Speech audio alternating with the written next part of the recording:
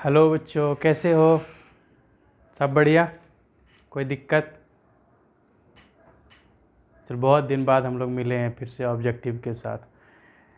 और आज का जो ऑब्जेक्टिव होगा न्यूमेरिकल टाइप का होगा। तो न्यूमेरिकल में आप थोड़ा सा शुरू करें। जैसे हम लोग कैपेसिटर वाला चैप्टर से लेते हैं,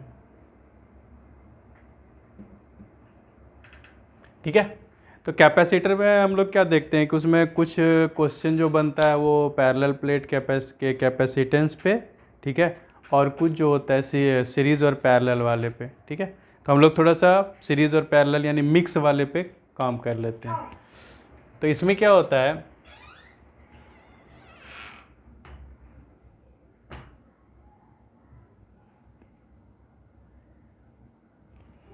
इस तरह का बना दिया जाता है। मान लेते हैं क्या, ये 2 माइक्रोफेराड, 2 माइक्रोफेराड और ये 3 माइक्रोफेराड। यहाँ पे कुछ भी डेटा डाल सकता है, उसका कोई टेंशन नहीं है, ठीक है। तो यहाँ पे हम लोग क्या देखते हैं कि कोई भी डेटा हो उससे मतलब नहीं है, हम लोग को बनाने का तरीका आना चाहिए। तो पहला वाला हम लोग क्या देख रहे हैं कि ये जो नेटवर्क बन रहा है इसमें ये 2 माइक्रोफेराड और 2 माइक्रोफेराड जो है पैरेलल में है, क्योंकि इसका एंडिंग पॉइंट मतलब स्टार्टिंग पॉइंट और एंडिंग पॉइंट सेम जगह पे है। तो पहले इसको हम लोग ये कर लेते हैं। तो जब भी पैरेलल में होगा तो उसका C equivalent is equal to C1 plus C2। तो यहाँ C1 के जगह पे क्या है 2 माइक्रोफेराड और C2 के जगह पे भी क्या है 2 माइक्रोफेराड। तो यहाँ क्या हो गया टोटल 4 माइक्रोफेराड। तो C equivalent is equal to 4 microfarad. तो ये वाला, अब इसका स्ट्रक्चर कैसा हो जाएगा, इस तरह से। तो इधर क्या हो गया 4 माइक्रोफेराड और ये क्या हो गया 3 माइक्रोफेराड। अब ये जो यहाँ पे पैरेलल में था और 3 माइक्रोफेराड दोनों के पैरेलल का जो इक्विवेलेंट आएगा, ठीक है, उससे सीरीज में है।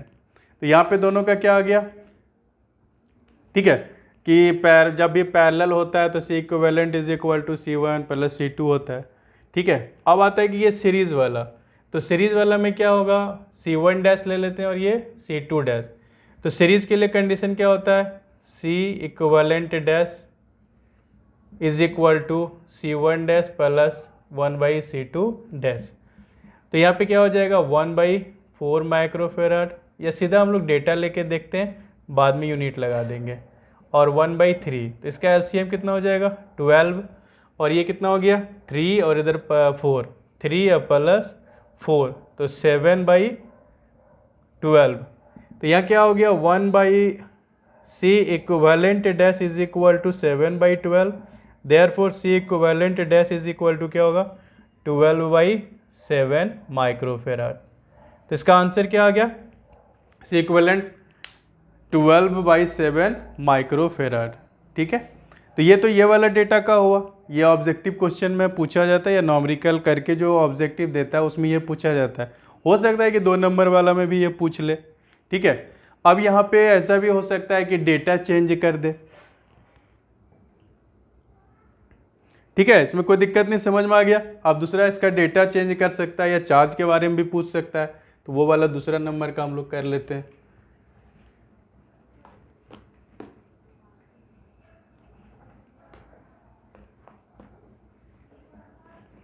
तो यहाँ पे दूसरा नंबर का क्वेश्चन क्या बनेगा कि हम लोग सीरीज में ही रखते हैं,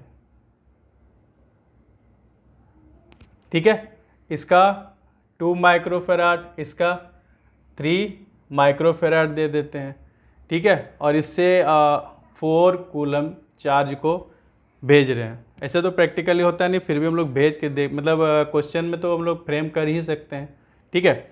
तो हमारे पास Q इज इक्वल टू क्या हो गया 4 कूलम, और इधर C1 इज इक्वल टू क्या हो गया 2 माइक्रोफेराड और C2 is equal to 3 microfarad.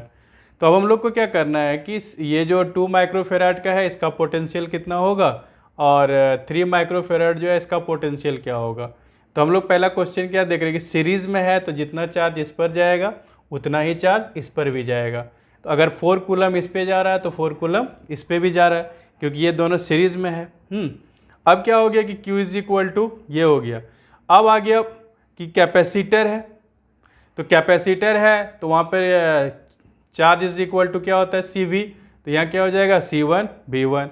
अब चार्ज कितना दिया हुआ 4 कूलम, 4 दे देते हैं, और C1 कितना दिया इतना माइक्रो फेराड इंटू V1, तो यहाँ क्या हो जाएगा 4/2,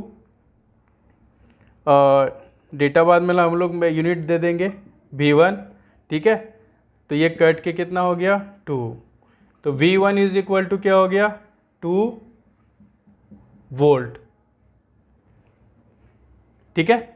और इसी तरह से अगर हम V2 निकालना चाहेंगे तो Q अब बाई क्या दे देंगे C2, तो क्या यहाँ पे 4 आ गया, ठीक है। लेकिन इसमें हम लोग क्या देखेंगे, अगर यहाँ माइक्रो रखे तो इधर भी हम लोग माइक्रो कूलम ही दे देते हैं ताकि कैलकुलेशन करने में आसान होगा। यहाँ पे क्या दे देते हैं 4 माइक्रो कूलम, ताकि आसानी से हम लोग कैलकुलेशन कर सकें। तो माइक्रो माइक्रो ख़त्म होके इधर 2 वोल्ट बच गया, ठीक है। और इधर भी माइक्रो है तो इधर भी क्या हो जाएगा माइक्रो कूलम, और इधर क्या हो जाएगा 3 माइक्रो फेराड, ये ख़त्म है ना। तो ये कितना हो जाएगा 4/3 वोल्ट, ठीक है।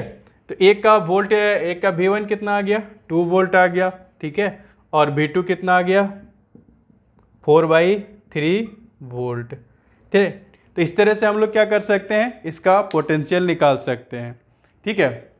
तो ये वाला क्वेश्चन समझ में आ गया कि अगर हम यहाँ पे 4 कूलम देते तो कैलकुलेशन करने में क्या होता है थोड़ा सा प्रॉब्लम आता। तो यहाँ पे हमने क्या कर दिया माइक्रो कूलम कर दिया ताकि दोनों कट के बराबर हो जाए और कैलकुलेशन में हमें आसानी हो हमें, ठीक है। तो इस तरह का क्वेश्चन पूछा जाता है।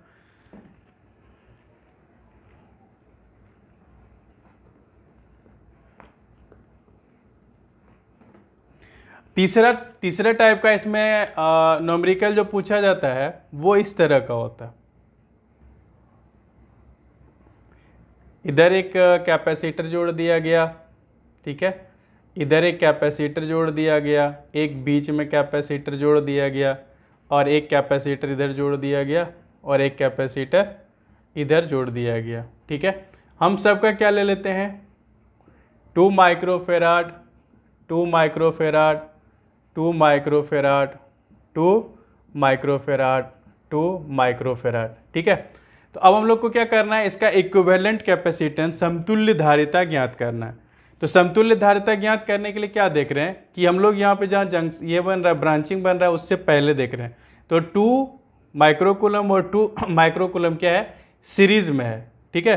तो सीरीज में है तो क्या हो जाएगा 1/2 + 1/2 1 हो जाएगा। तो इसका स्ट्रक्चर कैसा बन जाएगा,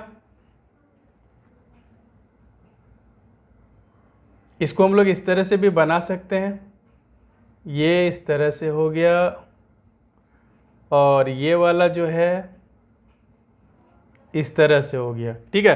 तो ये किसमें सीरीज में है, तो सीरीज का क्या हो जाएगा 1/, तो यहाँ पे अगर हम लोग C इक्विवेलेंट लिखना चाहेंगे तो 1/2 और + 1/2, तो ये क्या हो जाएगा 2/2 कट के 1, तो यहाँ पे C इक्विवेलेंट कितना हो जाएगा 1 माइक्रोफेराड।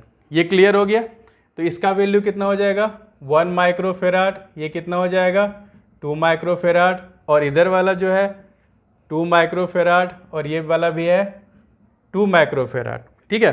अब हम यहाँ से ये वाला ब्रांचिंग देख रहे हैं, तो ये दोनों सीरीज में है कि पैरेलल में है, तो इसका स्टार्टिंग पॉइंट और एंडिंग पॉइंट सेम है, तो ये किस में है पैरेलल में। और पैरेलल के लिए क्या हो जाएगा C इक्विवेलेंट डैश हम लोग क्या दे देंगे 1 microfarad + 2 microfarad is equal to 3 microfarad, ठीक है। तो अब हमारे पास ये वाला स्ट्रक्चर आ गया।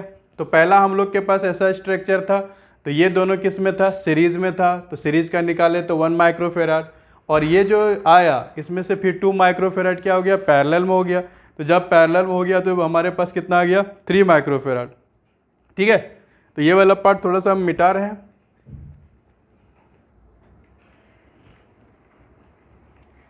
अब ये वाला स्ट्रक्चर कैसा हो जाएगा कि ये वाला स्ट्रक्चर बन जाएगा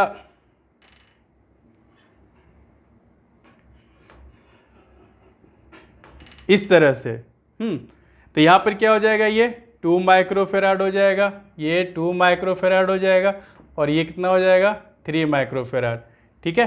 अब हम अगर इसको ध्यान से देखें तो ये किस में आ गया सीरीज में कि पैरेलल में, तो ये बेचारा सीरीज में सीरीज में है, तो यहाँ पे सी इक्विवेलेंट डबल डैश ले लेते हैं, तो ये 1/2 प्लस 1/2 प्लस 1/3, तो ये तो क्या हो जाएगा 2/2 और प्लस 1/3, तो कट के 1 प्लस 1/3, तो फिर क्या हो जाएगा 3 प्लस 1/3 इज इक्वल टू 4/3।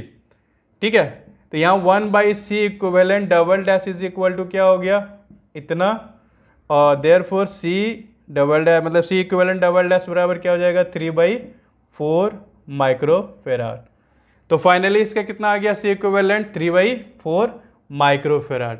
ठीक है, तो इस तरह का न्यूमेरिकल पूछा जाता है, और हम लोग को बस जो भी सॉल्व करेंगे उसमें देखेंगे सीरीज में है कि पैरेलल में है। तो ज़्यादातर जो क्वेश्चन पूछा जाता है वो मिक्स पे पूछा जाता है। तो मिक्स का मतलब हुआ कि उसमें सीरीज भी रहता है और पैरेलल भी रहता है, तो दोनों मिला के उसमें पूछा जाता है। तो इसमें VBI है। ठीक है, तो ये ऑब्जेक्टिव के लिए भी VBI है और सब्जेक्टिव के लिए भी VBI है। अगर सब्जेक्टिव में पूछेगा तो भी हम बना सकते हैं, और ऑब्जेक्टिव में अगर पूछेगा तो भी हम बना सकते हैं, क्योंकि अब हमारे पास तरीका आ गया है कि कैसे हम इसको सॉल्व करेंगे। और भी अगर कोई भी दिक्कत हो और भी कुछ न्यूमेरिकल वगैरह पूछना हो तो कमेंट करके हमें इन्फॉर्म कर दें, ताकि हम और भी न्यूमेरिकल सॉल्व कर सकें। ठीक है, और ये तो सिंपल वाला न्यूमेरिकल हुआ, और हम लोग अगर आप लोग चाहेंगे तो IIT JEE और NEET वाला जो है उस तरह का भी न्यूमेरिकल हम लोग सॉल्व करेंगे, और उसके सारे टेक्निक के बारे में भी डिस्कशन करेंगे। ठीक है, तो अगर आपको आज का वीडियो अच्छा लगा तो सब्सक्राइब करें, लाइक करें, शेयर करें। ठीक है, तो आज के लिए हम लोग इतना ही रखते हैं, फिर कल हम लोग नेक्स्ट वीडियो में जो डालेंगे इससे और अच्छा न्यूमेरिकल जितना भी चैप्टर से संबंधित है, जो चैप्टर है सबका न्यूमेरिकल करेंगे, और थ्योरी वाला जो ऑब्जेक्टिव होता है सारा चीज़ करेंगे। ठीक है, तो आज के लिए इतना ही रखते हैं।